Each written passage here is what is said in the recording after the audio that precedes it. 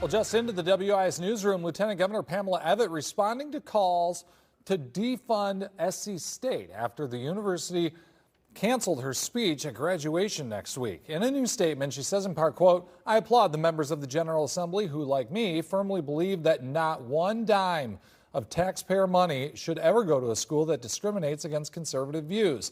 It certainly won't happen when I'm governor," end quote. Several Republican lawmakers behind that request are Lena Allen getting reaction from both sides of the aisle tonight.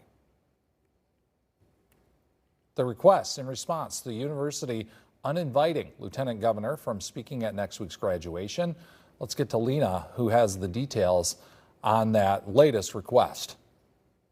Some Republican lawmakers now joining the conversation, saying that SC State's decision to drop Lieutenant Governor Pamela Evette was shameful and unacceptable.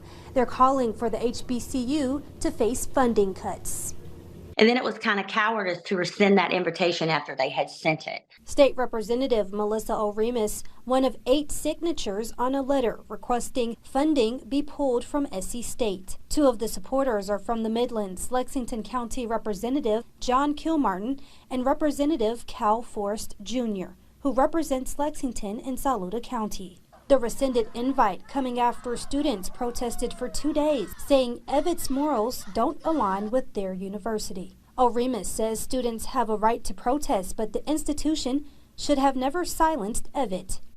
Unfortunately, when you're a public university, you are using tax dollars. That's our money supporting these schools.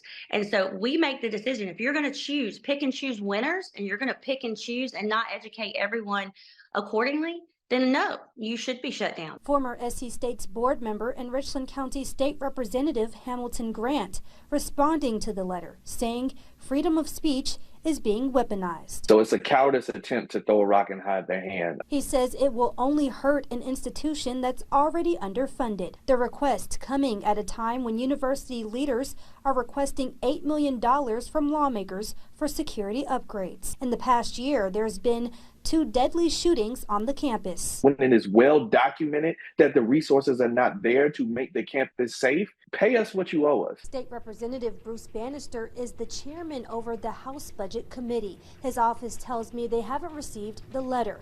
The state budget is expected to be back under review next week.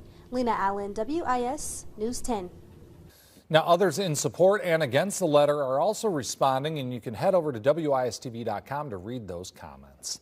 We'll also continue to follow this story as we learn more. We'll keep you updated on air and online at WISTV.com.